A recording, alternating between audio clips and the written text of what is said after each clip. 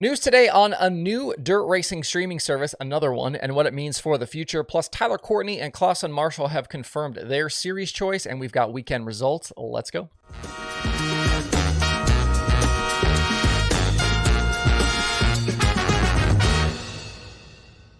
It's Monday, February 27th. I'm Justin Fiedler. This is Dirt Tracker Daily. The great unbundling of dirt racing streaming continues, and back on Friday, we got the news that Russell Motorsports is creating their own service for weekly action at Placerville Speedway in California and for the 360 Sprint Car Challenge Tour. Both the track and the 360 Sprint Car Series had been on Flow Racing as part of their subscription package, but now it will be much costlier to watch these events online. The new CaliDirt.tv will charge $19.99 a race for Placerville weekly shows and $24.99 a race for Sprint Car Challenge Tour events. You can also sign up for a monthly subscription that will cost you $39.99. So if you buy all of the Placerville shows pay-per-view, it will cost $339.83 for the year. If you buy all of the Sprint Car Challenge Tour pay-per-view shows, it would be $349.86. So combined, you're paying $689.69, so almost $700. But the monthly subscription, don't worry, it's going to save you $210 with a year costing $479.88. Looks like 17 weeks of racing at Placerville plus 14 Sprint Car Challenge Tour events. That means 31 shows total for $480. That's about $1,550 per race. But obviously that number will change with rainouts, which will drive that per race cost up even higher. For comparison, Dirt Vision, also $39.99 for a monthly subscription, but you can buy the whole year for $299.99. Obviously, a ton more racing there. Flow Racing continues to be $149.99 for a year. The pricing for these promoter-controlled streaming services is super fascinating to look at because you can see how they view it the same as they view at-track ticket pricing. They certainly want it to be an option, but hopefully for only people outside of their kind of general area where they draw fans, or those who just flat can't attend the races. They believe if they make it too cheap, it will keep people from the racetrack, and that's why it's so much more expensive when you compare it with something like Flow or Dirt Vision. You're certainly not going to get a better viewing experience than those other services. You're still probably talking about a single camera with the PA piped in, but you're going to pay more because the promoters are afraid. In the release, Scott Russell said they did have negotiations with Flow, but decided this was a better direction. He also said, quote, "We need to have access to data. Otherwise, there isn't a value to streaming for a track or series. We feel live streaming is still evolving, but to maximize the value and the benefits, we truly needed to have increased access to data in order to reach a broader market from a marketing standpoint," unquote. Certainly interesting comments there saying that data is the reason that this is valuable for tracks and not the actual money they're going to make by charging people to watch. To me, and I'm just speculating here, this feels like Flow either presented a deal that was pretty low, kind of based on their understanding of the streaming marketplace, or they walked away completely. As we've discussed before on this show, Flow continues to hone their offerings based on what moves the needle for them in terms of subscriber growth. And they're either going to offer much less for lower drawing tracks and series or not make deals at all.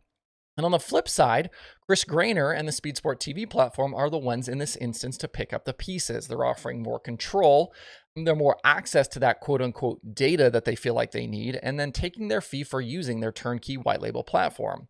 And then Russell took the chance to take a shot at Flow on the way out with that data comment, because we've heard about Flow not offering up as much data as some of their partners would like. Looking through Speed Sport TV, they are now approaching 30 different niche providers now covering dirt racing using their setup. This marketplace is becoming very crowded and very quickly. It's actually a really interesting process to watch play out because you're learning where the real value is and what tracks and series are worth having for these streaming services versus those that aren't. Dirt Vision, I think, will remain in a strong position because they'll continue to stream the owned WRG properties.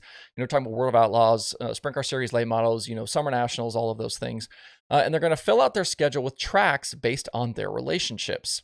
Flow, on the other hand, because it's venture-backed, is almost forced to double down on the big revenue drivers and then shed anything that doesn't make a big difference. There's no reason to keep paying rights fees for low-performing shows. As we're seeing, this continues to mean smaller regional and local dirt racing. And the total addressable market for these niche providers is going to continue to shrink because race fans only have so much disposable income to spend on streaming and at-track experiences. Only the really super diehard fans are going to buy these smaller shows, And the rest of the fans are going to be forced to make purchases where they can get the most bang for their buck, and that's going to be with services like Flow and DirectVision. So as we see more and more streamers pop up, they're going to be fighting for a smaller and smaller piece of the pie. Definitely interesting to continue watching this play out. Moving on, also back on Friday, we got the confirmation that Tyler Courtney will indeed return to the All-Stars to chase a third series championship in 2023.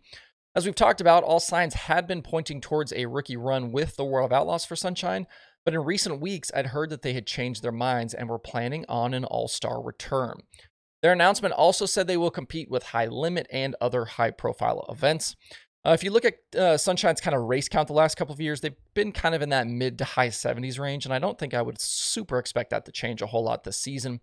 I think Courtney will be the heavy favorite to repeat this season as All-Star champion, especially if Justin Peck and Book Motorsports don't end up running the full schedule.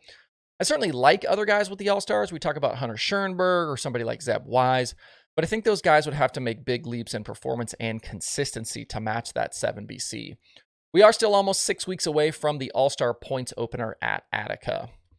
There wasn't a ton of racing over the weekend, as some of the stuff was lost to cancellations, and none of the national tours were racing anyway.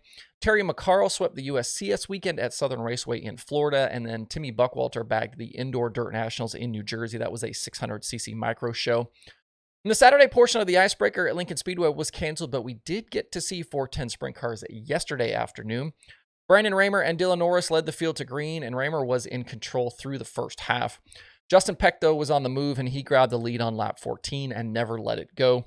Brett Marks got to second on a late restart, but couldn't reel Peck in for the win. So Peck your winner after finishing second to Freddie Raymer last Thursday. Brett Marks ended up second. Devin Borden was third. Danny Dietrich fourth. And Anthony Macri faded to fifth late after running in second. It was also a tough start to team ownership for Chase Dietz. We've kind of been tracking him via his TikTok account as he's building out this new sprint car team. His new organization was out on lap 1 after tangling with Riley Emig. Looking ahead to later this week, we have some dirt racing stuff to look forward to. The World of Outlaws late models are headed to Smoky Mountain in Tennessee. We'll get to see the Spring Nationals and Southern All-Stars late models in action. The World of Outlaws sprint cars return to Volusia on Sunday and Monday as well. And then the schedule should continue to pick up in the coming weeks as we get closer to spring. There are 3 items on the streaming schedule for today's Speed Sport. Has IMCA racing from Northwest Florida. There's also Flow Racing 24/7 and Dirt Vision Now. To see the full daily streaming schedule with links to watch, visit dirttracker.com/watch tonight. Hope you guys have a good Monday out there. We'll be right back here tomorrow for more.